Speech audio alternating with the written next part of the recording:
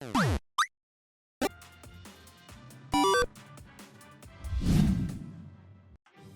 right, perfect. All right, guys, this is Spazzy, and I have with me today Wolfman. Hello. And today we're going to do something a little bit different. Here at Source Gaming, we do like to go over gaming, obviously, but also we like to talk about gaming-related media. And we've done that before, and we thought it might be fun to take a look forward to the movies that are releasing in 2019 or supposedly releasing in 2019 that are video game movies. Yeah, we should be clear. We're going to talk about 3. They're all live action. One of them, we're not entirely clear whether it'll be 2019 or 2010, 2020, but it'll be around that time that we kind of feel comfortable about that, and that would be Monster Hunter. All right, let's just start there because we just brought it up. So, Monster Hunter is a Paul W.S. Anderson movie, which right off the bat makes me think that it is probably not going to be any form of high cinema, and that's even before we take into the premise.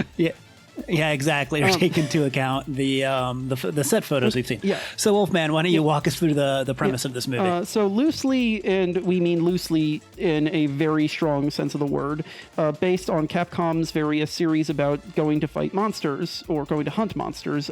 This Paul W.S. Anderson joint stars Milla Jovovich as the head of a UN Special Forces task force, whose members get accidentally trapped in another dimension filled with these giant, incredible monsters. Other members of the cast include Ron Perlman, who we love, rapper T.I., who we generally enjoy, and Tony Jaa, who we really love. Yes. Mr. Ong Bak himself. Yeah. So this is here's the deal. Based off of your description, that sounds an awful lot like another Paul W.S. Anderson movie. In fact, it sounds like several of them. Yep, that's the premise of, vaguely the premise of his best film, Event Horizon, which is this lovely 1997 film where Lawrence Fishburne and a number of other scientists get trapped in a space station at the end of the universe, and they fight Satan, who's like a giant computer alien. That's also the premise of one of his other video game adaptations, Alien vs. Predator, in which a group of special ops task force people go to an Antarctica pyramid to find aliens and also predators who versus each other. But was Alien vs. Predator? I believe it was a comic before it was a video game. A comic, before it was. But, I'm not sure actually, but I'm pretty sure this is more based on the game than anything. In as much as it's based on anything other than, I think it's based off of aliens fighting predators. I mean, that's all you really. Yeah. But most of all, it sounds like the film for which he's most famous, which is his adaptation of Resident Evil, which is about a crack forces task force, in this case, stars who go into a mansion and it's filled with zombies. That also starred Milla Jovovich, not as one of the members of the task force ostensibly, but one of the scientists within it. A woman named Alice, who was original to the games and basically kind of became the main character of the series. Yes. And this seems like it might go in the same direction. The thing about Paul W.S. Anderson movies is that they delight the inner 13-year-old in you. If you can kind of shut down the part of your brain. I never say shut down your brain because I feel like you need your brain to think to enjoy things. Yeah. But if you can shut down the part of your brain that asks too many questions, or especially the fanboy part of your brain that's like, why is this nothing like the game? And you can just kind of enjoy big, stupid things on the screen, you'll probably find something to enjoy in this movie. Yeah, I should note, like, I'm probably going to take a little bit of heat for this, and it's probably not really unwarranted, but like much more than other members of Source Gaming, I really enjoyed Resident Evil Retribution, and then to a lesser extent Afterlife, and I actually do think that while not really good on the whole, its batting average is pretty bad. That's probably one of the stronger video game adaptations, which, low bar. I really like the fact that basically these movies, or those movies were, and this movie probably is as well, basically a very expensive but also very lucrative love letter between one man and his wife. He likes putting Milla Jovovich in things. And to be fair, I'm not even married to her, and I would love to put her in lots of things because she's delightful. Yeah, Milla is really fun as an action star, and just that's like the one thing or one of the only things Resident Evil has, but it had it. Okay. Here's the thing. Ron Perlman is going to be great as kind of gruff military guy. Mila's going to be great doing her Mila thing. And Tony Jaa's going to be as the hunter, as the titular monster hunter. He's going to be cool. Like, if you ever watch any of his action scenes in any of his movies, the guy is wildly entertaining. His stunt work is great. If you have ever seen the gif of a man with his legs on fire, roundhouse kicking another guy, that's Tony. Exactly. That's Tony from I'm looking forward to it, I guess, on that level. And we were talking about this earlier, and I was saying, Monster Hunter is probably a franchise that's not super easy to adapt because it's not heavy on the narrative. Yeah. There's ways to do it. It's a coming of age thing. You're going out, you're hunting one man against a monster or whatever. But you have a lot of leeway in how you can adapt it. A lot more, actually, than you do for Resident Evil, because Resident Evil has a very set narrative. Yeah. That being said, I think this is a really weird direction to go with it. I mean, realistically, it would be very hard to get Paul W.S. Anderson for a movie that's basically how to hunt your monster. But the premise of this is basically, it's literally the premise of Metal Gear Survive. So if you ever wanted to see a Metal Gear Survive movie, this might be the movie for you guys. It might be the movie for you. There was one photo showing one of the actors carrying a giant stone sword that actually did make me laugh, and and not in a mocking or derisive way.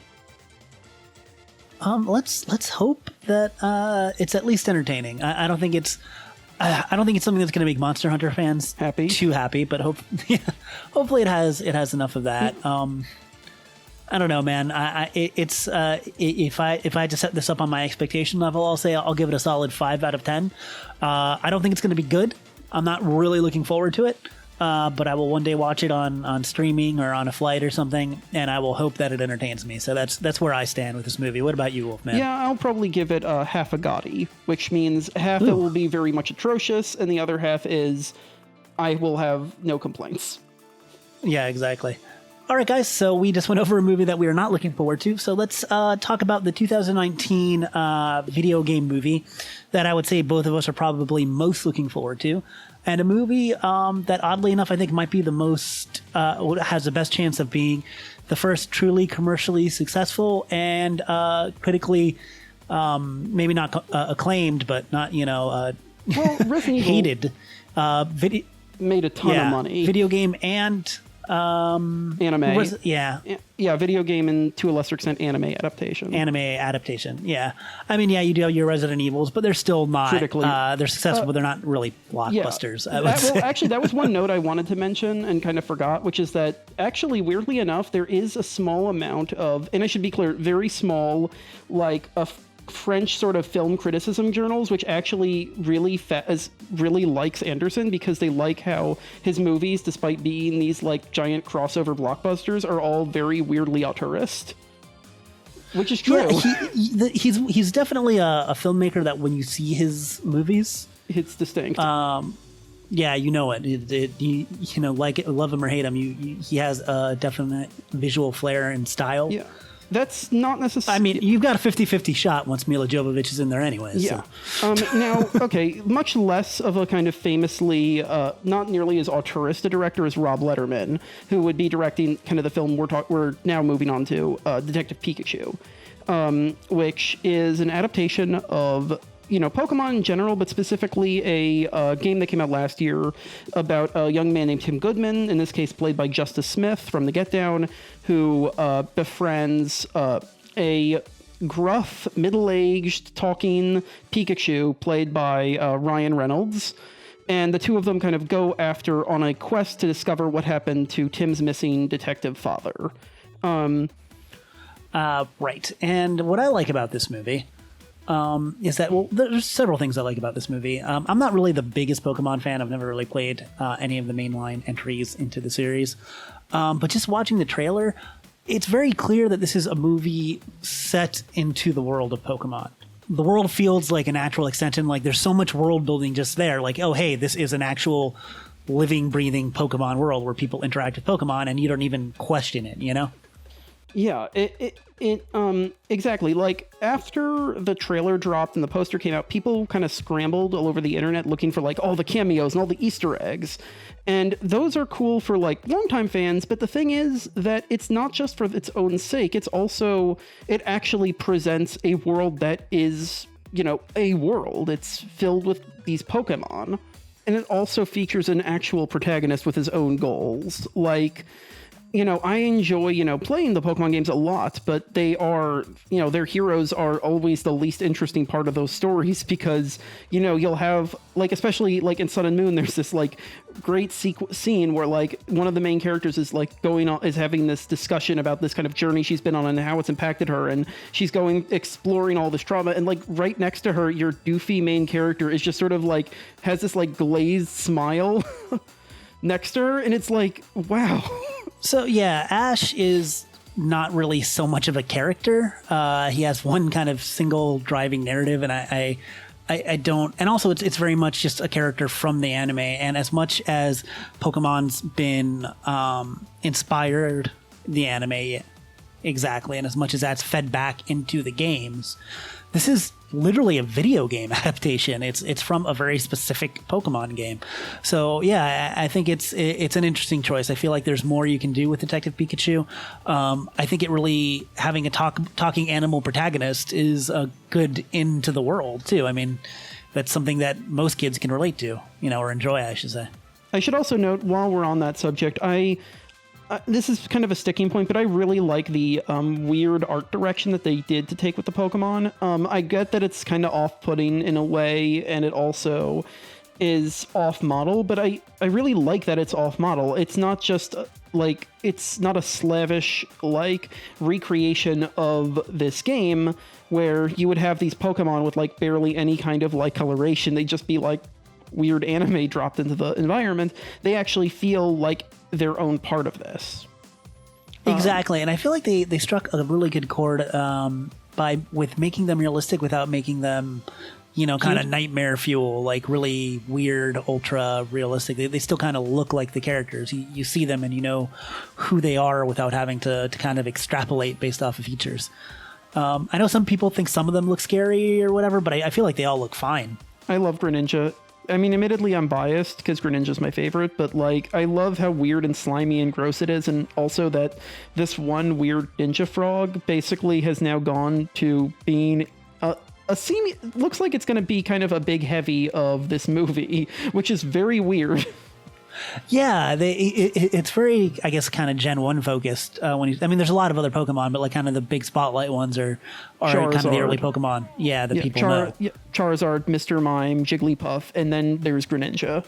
Right, and Greninja kind of made his way through as the muscle, which I think is also just kind of a funny role for that Pokemon. Yeah. But I know it looks great. You know, it might come out and it might end up being awful. You know, one thing I've noticed is that, you know, over the years, Hollywood's gotten really good at making trailers. Even awful movies have good trailers nowadays. I mean, yeah, but, well, I know I was going to use like a bad example, but no, you're completely right. Yeah, because I mean, you go back and I was like, my girlfriend had never seen The Big Lebowski, and then I looked up a trailer for it, and I'm all like, this is awful. Really? This like trailer. That. You like the trailer for? You mean the one where it like has all the characters kind of go into these weird panels? No, I felt like the trailer was cut to make it look like it was Kingpin or something, like it was a straight up comedy. Oh no! I'm talking about it. This may have been for the like VHS or DVD release, but the trailer that I remember is it basically has was it Just Fell In. And set to basically these random shots or seemingly random shots of the characters, but they're all done in like a 9x9 square grid. And, and each one just has different like shots or the same shots that are repeating. It's really cool. Interesting. I'll have to look that up, but to try not to stray too far from the point is that I would say, I could tell the art direction looks good. I enjoy kind of everything. I know some people have issues with Ryan Reynolds because all they hear is Deadpool, but I mean, he sounds that's fine. Yeah. If I'm gonna be on, if I had my druthers, this movie would have starred Michael McKean or maybe like Reginald Vell Johnson, but. Like seriously, Michael McKean would have been the perfect Detective Pikachu because he's got that kind of like shit-eating grin face, which admittedly you wouldn't be able to see because he's playing a CGI character, but just this like whatever. Yeah, look, this could turn out to be a complete disaster, and if it's bad, it's going to be a disaster. It's not going to be generically bad, but what I like is that it is actually shooting the moon. Like, yeah. And I haven't disagreed really with any of their choices so far. And I feel like if you had told me 5 years ago that I'd be looking forward to a Detective Pikachu movie unironically this much, I would have called you crazy. Yeah. One other thing I wanted to just make a note of is because we mentioned Letterman, but we didn't mention that the writing team includes Nicole Perlman from Guardians of the Galaxy. At one point, Alex Hirsch from Gravity Falls was attached to the script. He's not, but I really, really want to see what his version of a Pokemon movie would be.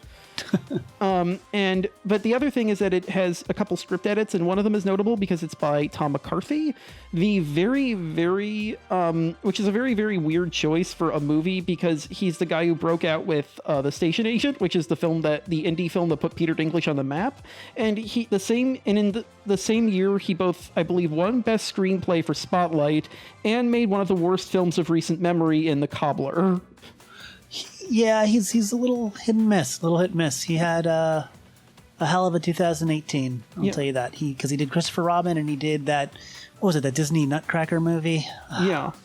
Nutcracker in the Four Realms. Yep, he also directed the original Game of Thrones pilot that HBO scrapped.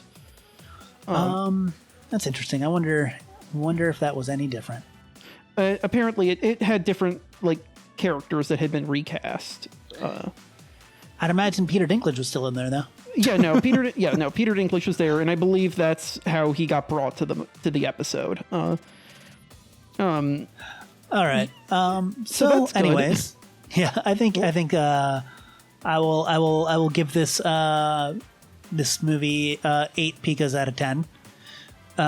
As far as my anticipation goes, I'll give it 7 out of anticipation, which isn't to say that I don't think it's not a movie. It's definitely a movie I'm looking forward to. I think it has a chance to be a great movie. It's on my radar. If I was a Pokemon fan, it would be higher on my radar. But just right now, I'm still looking forward to it, hoping it turns out to be, something that's actually good. I am more conservative when it comes to predictions, so I'm only going to give it a 7 Nicolas Cage beating a demon's face in Mandy. I still have yet to see Mandy. I've been trying to watch it. So good. And make sure this doesn't get cut out, who's ever editing this. Mandy is really, really good. And Nicolas Cage, it's the comeback that he should have gotten, but it didn't because it didn't make money, so we won't be able to have Nick Cage murdering Nazis in the sequel. Yeah, a couple months back, I had the opportunity to watch either Hereditary or Mandy, and I went with Hereditary, and I don't regret that choice, but I just still need to see Mandy.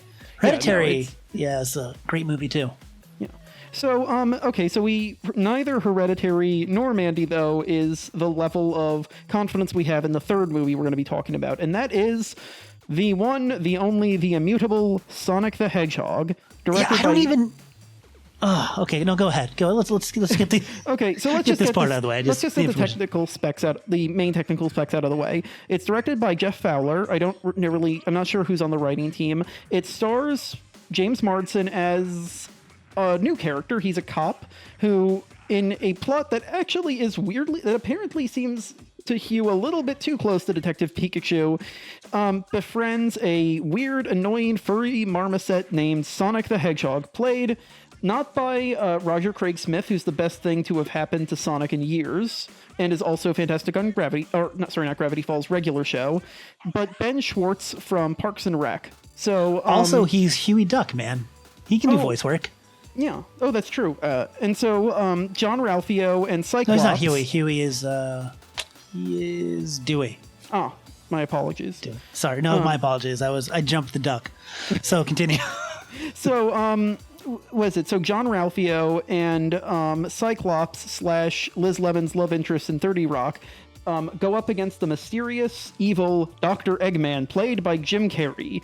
And wasn't he also? Didn't he also play a guy that was being cucked by Superman in a? Yes, that he did. Oh Jesus Christ! Don't even remind me of that plot point. But yes, he did play the other guy in the perhaps now most regrettable Superman film ever made. Superman Returns. That was the name of that one. Yes, that was the name of that one. And as another aside, just real quick, that movie did in fact have the most Superman scene out of any Superman movie, though, where he's saving the plane. That movie was kind of worth it for that scene. Only kind of, though, because the rest of it's awful. Yeah. Oh, dear God. Yeah. We're not even going to get into this because we're going to be talking about a lot of subjects that will make none of you and neither of us happy to talk about. So we're just going to get to the other part of this film, which is that it appears only slightly more further along than Monster Hunter, and because of that, it has two posters. One features a muscly Sonic, and he's like all covered in blue energy, and we'll put a link, but you've probably seen this anyway. And I guess I'll be editing to a video, so we could just put it in the video. Right? Oh, man. And the other was the second one, which is a first-person perspective from Sonic, looking at his beefy-ass legs over the Golden Gate Bridge. I like the fantastical. I don't even know, man. It's the whole buddy cop dynamic, but this time it's with a wacky animal. But I mean, that's like you said, it's in Detective Pikachu. It's in Theodore Rex, as I said earlier before we started this discussion. It's in a lot of things. Look, this is the Happy Time Murders to Detective Pikachu's Zootopia. Yeah, it's just it's a tired trope. I don't understand. You know what? That's just I'm gonna end there. I don't understand. Why? It'll probably do okay because there's been kind of the series of movies where they like the Smurfs and the Chipmunks, where they take the cartoon elements and they bring it over to the real world, and I guess Sonic will either be from another dimension or another planet, possibly Eggman / Robotnik or whatever as well. And that's also a weird one. Jim Carrey doesn't take these sort of roles anymore, so I wonder. Thank God he doesn't take these kinds of roles anymore. No, but I wonder what it was about this that like attracted. Is he a huge Sonic the Hedgehog fan and we never knew? Is the script actually secretly really good? Did he just really need money right now? Like what? Well, he's gotten really into those political paintings, so maybe this is just like a way to like get money for that. I legitimately don't even understand where anyone would be attracted to this project from what we've seen, other than just I need to pay my mortgage. Yeah. And here's the thing too, is I understand that like we haven't seen a lot, and it's hard to make Sonic somewhat realistic.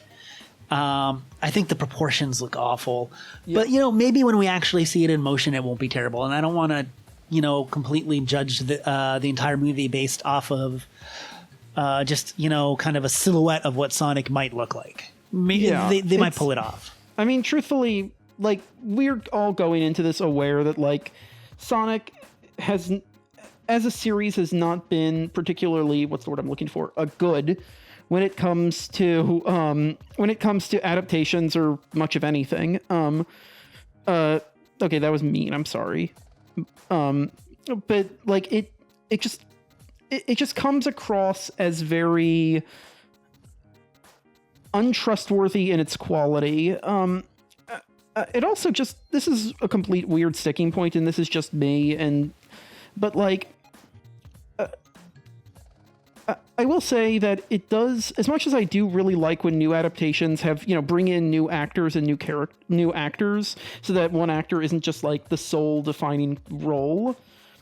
I do kind of feel weird that like right after Roger Craig Smith and Mike Polak have basically been kind of like one of the two most like consistently good parts of the franchise for a while. It is very weird to just see them completely gone. Yeah, I don't know. there's not enough to really judge. I'll say that there isn't. But I can't even pretend to be optimistic because it's not even like how when we talked about the Monster Hunter movie where I'm like, this might be fun. This just looks like it's going to be stupid. Yeah, if I want to be honest. Yeah, no. I like that James Marsden is getting money. I look forward to the chili dog fart jokes that are going to be in there, and I don't know. Who have they cast as Tails? Have they cast Tails yet? No, sadly. In all honesty, I don't really like Jim Carrey as an actor at all. But I will say honestly, he's a great impressionist, and Eternal Sunshine was good. Yeah, but that's like not that's a movie starring Jim Carrey in less a Jim Carrey movie. Yeah, I get what you're saying. Yeah. But I feel like it just like Eggman. It's just such a weird character to see in any kind of real world setting. Yeah, are they going to try to make him somewhat realistic? I really don't know what they're going for in this movie. And I don't know. And it's worth pointing out, like, Pokemon Detective Pikachu was pretty clear from the start about what it was. Like, it's going to be a Detective Pikachu movie. Every single, like, part of the shots were weird because they showed, like, grown men in like weird was it green screen suits carrying giant bizarre large green screen heads. Yes. like you knew it was weird, and like I don't know, it just seems very suspicious to have a movie like an adaptation of a property that has consistently been so high concept and just design it in a way that's so down to earth. In a previous recording, because we've had, unfortunately, a number of technical snafus, you had mentioned the Mario movie and how, like, to explain why the Mario Brothers jump, instead of just not having them jump, they would have giant robot boots. Yeah, it was definitely like too many studio notes, you know? Yeah. You can tell they're like, my kids play Mario Brothers and they jump. Okay. Well, we'll make them jump. That doesn't make any sense. How can they jump? I don't know. Give them robot boots. It's like, yeah, either it's a type of movie where the Mario Brothers can just jump. Maybe it's because they eat a mushroom and jump because they're the Mario Brothers. Or they don't because it's a different adaptation and the rules are different. Exactly. You know, you don't have to go out of your way to explain something and include it. Either it just works and they jump because it's that type of movie. Or it doesn't because it's not that. It's like when I saw the Meg and I kept thinking the Meg would jump out of the water and commit to being a stupid movie and eat that helicopter, and it never did. The Meg is a great example of a movie where like the poster is so much better than anything. It was trying to be. I know this is once again another aside, but I feel like it's a good comparison because that was a movie where it was trying to also be kind of a serious action movie with Jason Statham, but also being like a really campy, over the top movie, but it wouldn't really commit to the second. And that's why I also have faith in Monster Hunter, because I think Monster Hunter is going to embrace its campiness. Yeah. So it's probably not going to be great, but at least it'll be cheesy fun. Whereas I feel like Sonic at most is going to be like a bad kids movie, and maybe I'm wrong. Maybe it'll win the Oscar for best screen adaptation next year because it's so amazing. I wouldn't think that's what's going to happen, but maybe, who knows? Yeah, I do think it's going to be inevitable that we'll be getting more regular good adaptations of video games. It's just going to be.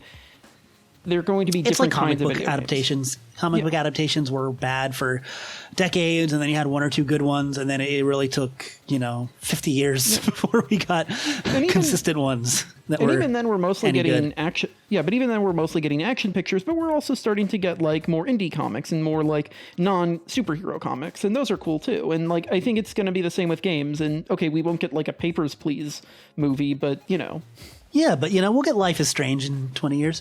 Anyways. Which actually would be pretty rad. I imagine, at the very least, hopefully Max's interest will have gone from Jack Kerouac and fucking Hunter Thompson into something more interesting. Yeah, I actually feel like that would be an interesting thing to adapt. It's always been crazy to me how poorly the narrative. I know the Resident Evil game narrative has been all over the place. But like, it does have like a very clear outline that they just kind of never really followed. Yeah, I mean, I love the fact that they basically just became the Alice Adventures, but like, yeah, it makes no fucking sense. Oh, sorry. No freaking sense. Yeah. Well, we may or may not edit that. We'll see how that goes. So and yeah, I don't know if we brought this up before when we were talking about Monster Hunter, but just to I just want to say that I really hope that Alice is in fact, or that Artemis, is that Mila's name in that movie? Her character's name is something like Natalie Artemis, I think. Yeah, I hope it's just a sleeper character and it actually is Alice, and it's just a really stupid Alice goes through the Capcom universe, most ambitious crossover ever. Yeah, and as we mentioned the last time when we recorded, yes, we're going to make fun of Fag for that for the rest of time. But yes, by the way, also, you can't spell Natalie Artemis without Alice. That is true. If you spell it with the C with an S. All right. So anyways, guys, I think we're going to wrap it up here. Like, subscribe, Duke of Dorks, all the stuff that we always say. But seriously, thank you to our patrons and all that. If you like these sort of discussions where it's maybe not just about brand new game news and maybe not just focused solely on games, I think we would like to do a little bit more. I know several people on staff here, Wolfman and I included, enjoy talking about things that aren't just necessarily games. I know Shadowlink already called if the Devil May Cry Netflix series actually drops, he needs to talk about it, or if we get more info on it. Yeah, I've been pushing for a Spazzy and I go through video game movies podcast series for honestly maybe years. So yeah, just let us know, guys. I hope you enjoyed it. So yeah, always come back to the source. Thanks, guys.